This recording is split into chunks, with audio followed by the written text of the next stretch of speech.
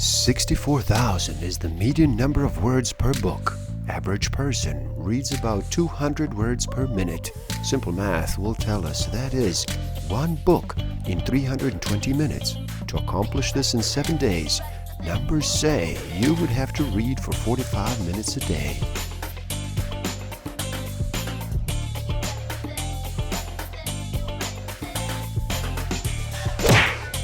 Don't forget to subscribe. Hit that notification button, like, comment, and share. Enjoy. Hello, and happy day. How does slowing down sound to you today? Would you like to reduce the noise for just a bit? Are you ready to make a choice and decide to listen? My name is Igor S.F. Walker. I am here to remind people to slow down, to reduce the noise, to walk their lives into a natural flow. Welcome back to the Book of the Week series. Every week, as I read another amazing title, I share it with the world. And today, we look at No Boundary: Eastern and Western Approaches to Personal Growth by Ken Wilber. In this video, we take a full spectrum view of human potentials. Potentials that reach from matter to body to mind to soul to spirit. And in so doing, we integrate the very best of psychology with the best of spirituality, the finest of both Eastern and Western approaches to human growth and development. Stick around till the end. I will share with you some tools I have and use that will help you tremendously in this game of life. Discover a way to find out what actually motivates you, what innate human need is driving all of your decisions and your behavior.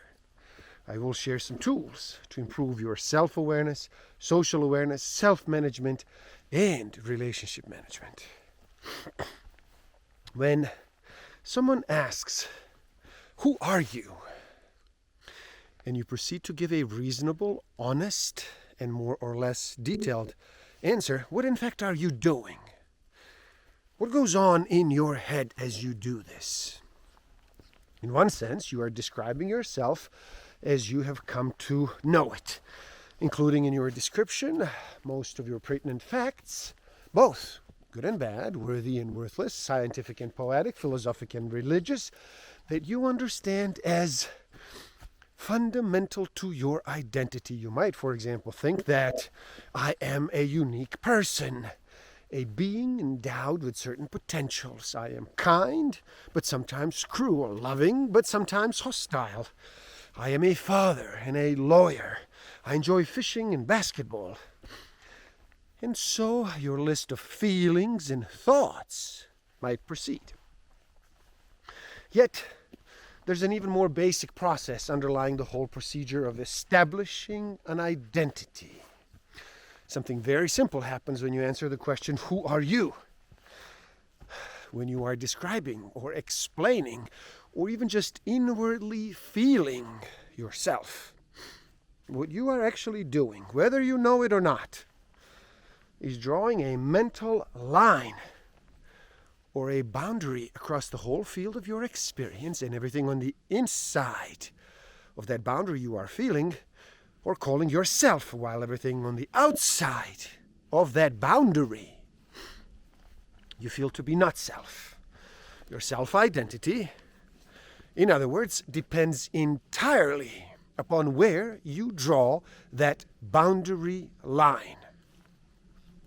You come to feel that I am this and not that by drawing a boundary line between this and that, and then recognizing your identity with this and your non-identity with that. So when you say myself, you draw a boundary line between what is you and what is not you. The so-called identity crisis occurs when you cannot decide how or where to draw the line. In short, who are you? Means where do you draw the boundary? The most interesting thing about this boundary line is that it can, and it frequently does shift. It can be redrawn. The most common boundary line that individuals draw up or accept as valid is that of the skin boundary surrounding the total organism. This seems to be a universally accepted self, not self boundary line. Everything on the inside of that skin boundary is in some sense me, while everything outside of that boundary is not me. Something outside the skin boundary may be mine, but it is not me. For example, I recognize my car, my job, my house, my family, but they're definitely not directly me. In the same way, all the things inside of my skin are me. The skin boundary, then, is one of the most fundamentally accepted self, not self boundaries. As the self, not self boundary is finalized, brother ass is definitely on the other side of the fence. The body becomes foreign territory, almost but never quite as foreign as the external world itself. The boundary is drawn between the mind and the body, and the person identifies squarely with the former. He even comes to feel that he lives in his head. And if you were a miniature person in his skull, giving directions and commands to his body, which may or may not obey. What the individual feels to be his self-identity does not directly encompass the organism as a whole, but only a facet of that organism, namely his ego. That is to say, he identifies with a more or less accurate mental self-image, along with the intellectual and the emotional processes associated with that self-image, since he will not concretely identify with the total organism. The most he will allow is a picture or an image of that total organism. Thus, he feels he is an ego, and that the body just dangles along under it. The point is that we narrow self, not self boundary, to only certain parts of our egoic tendencies. The persona the individual identifies with, only facets of her psyche, persona. The rest of her psyche is then actually felt to be not self, foreign territory, alien, scary. She remaps her soul so as to deny and try to exclude from consciousness the unwanted aspects of herself. These unwanted aspects we call shadow. At this point, we're not trying to decide which of these types of self-maps are right, correct, or true. We're simply noting in an impartial fashion that there are indeed several major types of self, not self-boundary lines, approaching this topic in a non-judgmental way. One other type of boundary line that is today receiving much attention, namely the boundary associated with so-called transpersonal phenomena. Transpersonal means that some sort of a process is occurring in the individual that in a sense goes beyond the individual. Although the transpersonal experiences are somewhat similar to unity consciousness, the two should not be confused.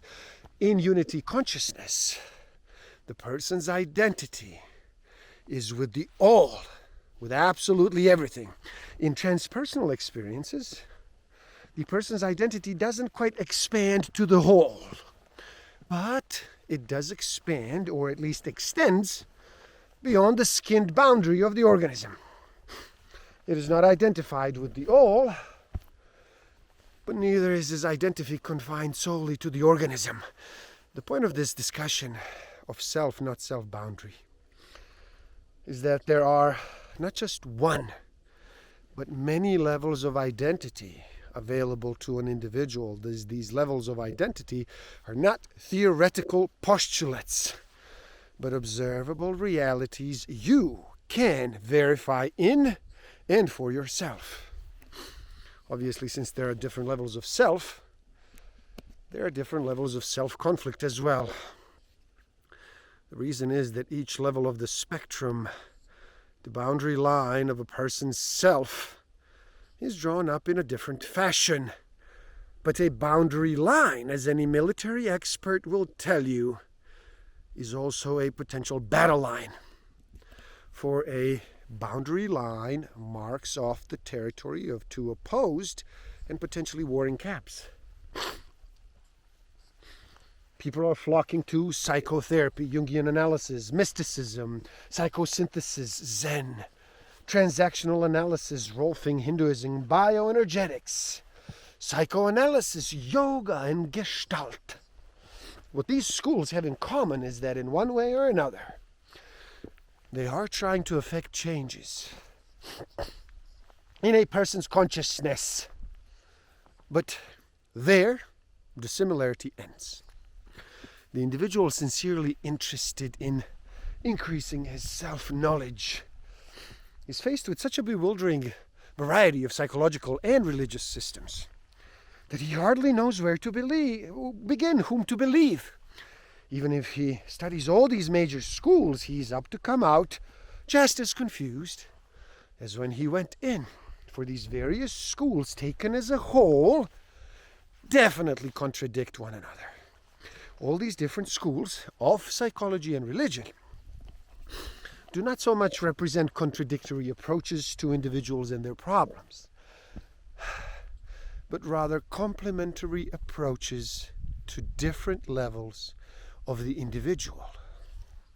The aim of psychoanalysis and most forms of conventional psychotherapy is to heal the radical split between the conscious and unconscious aspects of the psyche, so that the person is put in touch with the all of his mind. They aim at reuniting the persona and the shadow, so as to create a strong and healthy ego, which is to say an accurate and acceptable self-image. In other words, they are all oriented toward the ego level. They seek to help an individual living as a persona to remap their self as ego. Now, the aim of most so-called humanistic therapies is to heal the split between the ego itself and the body, to reunite the psyche and soma, so as to reveal the total organism. This is why humanistic psychology, called the third force, the other two major forces in psychology being psychoanalysis and behavioralism, is also referred to as the human potential movement. Now, going deeper still, we find the aim of such disciplines as Zen Buddhism or Vedanta Hinduism is to heal the split between the total organism and the environment, to reveal an identity, a supreme identity with the entire universe. They're aiming, in other words, for the level of unity consciousness. Growth fundamentally means an enlarging and expanding of one's horizons, a growth of one's boundaries outwardly in perspective and inwardly in depth. That is precisely the definition of the descending the spectrum or ascending it, depending on which angle you prefer. Growth is reappropriatement, rezoning, remapping, an acknowledgement, and then enrichment, or even deeper and more encompassing levels of one's own self. Nature is not only smarter than we think. Nature is smarter than we can think. Nature, after all, also produced the human brain, which we flatter ourselves to be one of the most intelligent instruments in the cosmos. Every decision we make, our every action, our every word is based on the construction, conscious or unconscious, of boundaries. I am not now referring to self-identity boundary, important as that certainly is, but to all boundaries in the broadest sense. To make a decision means to draw a boundary line between what we choose and what we not choose. Quite obviously, from minor incidents to major crises, from smaller decisions to big deals, from mild preferences to flaming passions, our lives are the processes of drawing boundaries. The peculiar thing about the boundary is, however complex and rarefied it may be, it actually marks of nothing but an inside versus an outside. In short, to draw a boundary is to manufacture opposites. Thus, we can start to see that the reason we live in the world of opposites is precisely because life as we know it is a process of drawing boundaries, and the world of opposites is a world of conflict. Since every boundary line is also a battle line. Here's the human predicament. The firmer one's boundaries, the more entrenched are one's battles. The more I hold on to pleasure, the more I necessarily feel pain. The more I pursue goodness, the more I am obsessed with evil. The more I seek success, the more I must dread failure. The harder I cling to life, the more terrifying death becomes. The more I value anything, the more obsessed I become with its loss.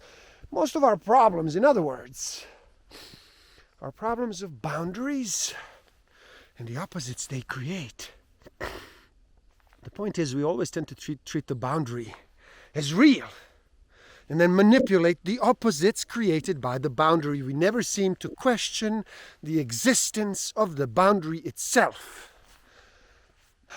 Pleasure and pain are just the inseparable crest and a throw of a single wave of awareness, and to try to accentuate the positive crest and eliminate the negative throw is to try to eliminate the wave of awareness itself. We can begin to understand why life, when viewed as a world of separate opposites, is so totally frustrating, and why progress has actually become not a growth but a cancer in trying to separate the opposites and cling to those we judge positive, such as pleasure without pain, life without death, good without evil. We're really striving after phantoms without the least reality. Might as well strive for a world of crests and no throws. Buyers and no sellers, lefts and no rights, ins and no outs. Thus, as Wittgenstein pointed out, because our goals are not lofty, they're illusory. Our problems are not difficult, but nonsensical. This is only because we accept as real the boundary line between the opposites. It is, recall, the boundaries themselves which create the seeming existence of separate opposites. To put it plainly, to say that ultimate reality is a unity of opposites is actually to say that in ultimate reality there are no boundaries anywhere. Boundary lines of any type are never found in the real world itself, but only in the imagination of map makers. As Alan Watts pointed out so often, those so-called dividing lines equally represent precisely those places where the land and water touch each other. That is, those lines join and unite just as much as they divide and distinguish. These lines, in other words, are not boundaries. The line, far from separating concave and convex, makes it absolutely impossible for the one to exist without the other. Because of that single line, no matter how we draw a concave, we have also drawn a convex. Because the outline of the concave is the inline of the convex. Thus you will never find a concave without a convex. For those, like all opposites, are fated to intimately embrace one another for all time. All of the lines we find in nature, or even construct ourselves, do not merely distinguish different opposites, but also bind the two together in an inseparable unity. The line, in other words, is not a boundary. Our problem, it seems, is that we create a conventional map, complete with boundaries, of the actual territory of nature, which has no boundaries, and then thoroughly confuse the two. Our words, thoughts, and ideas are merely maps of reality, not reality itself, because the map is not the territory. The word water will not satisfy your thirst. But we live in the world of maps and words as if they were the real world. Most of our problems of living then are based on the illusion that the opposites can and should be separated and isolated from one another. The point is not to separate the opposites and make positive progress, but rather to unify and harmonize the opposites, both positive and negative, by discovering a ground which transcends and encompasses them both. It indeed is an illusion we will never find a trace of. We might then spontaneously understand that what we thought obstructed our unity consciousness never existed in the first place. Now, what exactly does it mean to look for the primary boundary? To look for the primary boundary is to look very carefully for the sensation of being a separate self, a separate experiencer and feeler, which is set apart from the experiences and the feelings. I am suggesting that if we carefully look at this self, we will not find it. And since this feeling of being an isolated self seems to be the major obstacle to unity consciousness, to look for it and then not find it is at the same time to glimpse unity consciousness itself. It seems so obvious that I am the hearer who hears sounds, that I am the feeler who feels feelings, that I am the seer who sees sights. But on the other hand, isn't it odd that I should describe myself as the seer who sees the things seen, or the hearer who hears the sounds heard? Is perception really that complicated? Does it really involve three separate entities, a seer, seeing, and the seen? Surely there are not three separate entities here. Is there ever such a thing as a seer without seeing, or without something seen? Is there ever seeing without a seer or something seen? The fact is, the seer, seeing, and the seen are all aspects of one process. Never at any time is one of them found without the other. Our problem is that we have three words: the seer, sees, and the seen, for one single activity, the experience of seeing.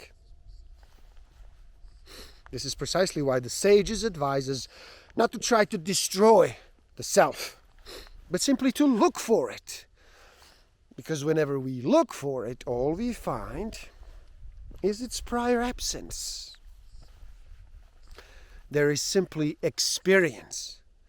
There is not something or someone experiencing experience. You do not feel feeling, think thoughts, or sense sensations any more than you hear hearing, see sight, or smell smelling. I feel fine means that a fine feeling is present.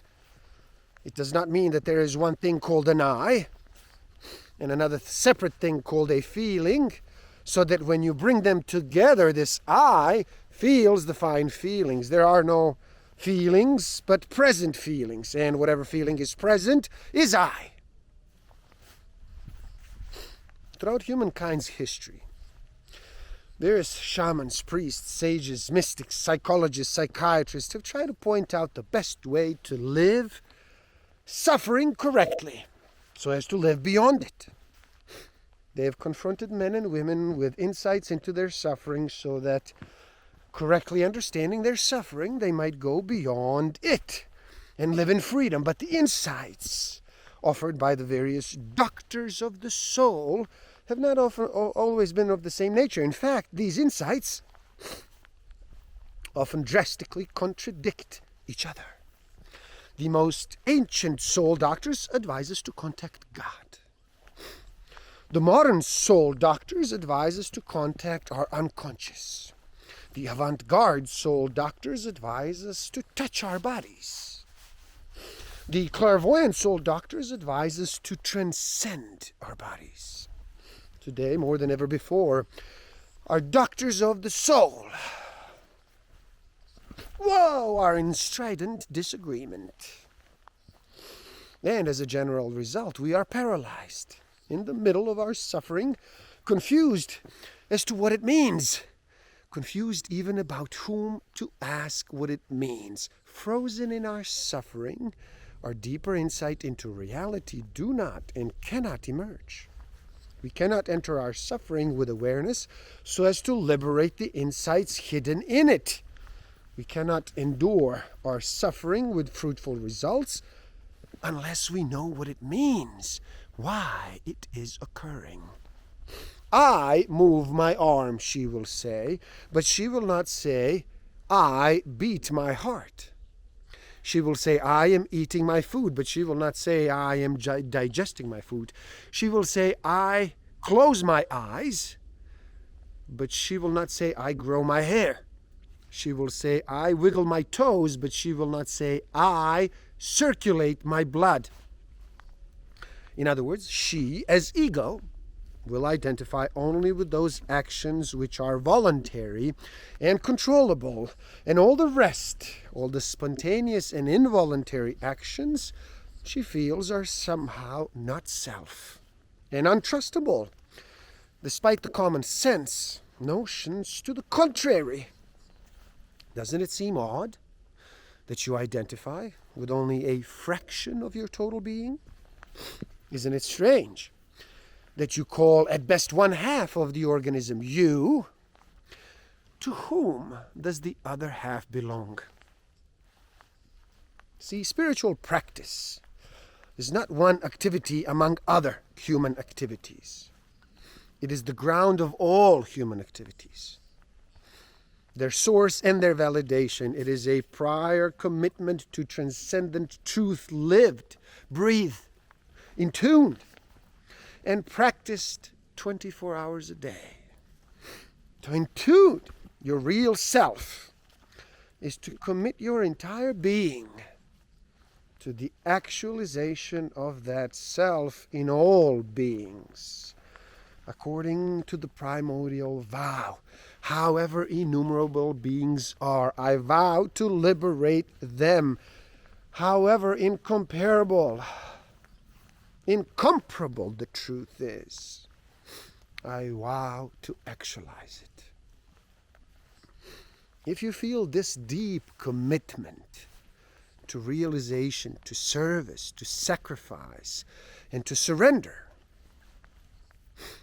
through all present conditions to infinity itself, then spiritual practice will be your way naturally. May you be graced to find a spiritual master in this life and enlightenment in this moment. And there you have it. No Boundary by Ken Wilber. Please do help out. It is easy. Simply like this video so more people can enjoy it. Share it too and spread the word. Leave a comment and share your thoughts. Subscribe to my channel and stay up to date. And the link to this book is in the description below, so buy it and read. Never stop learning, especially learning about yourself and nature.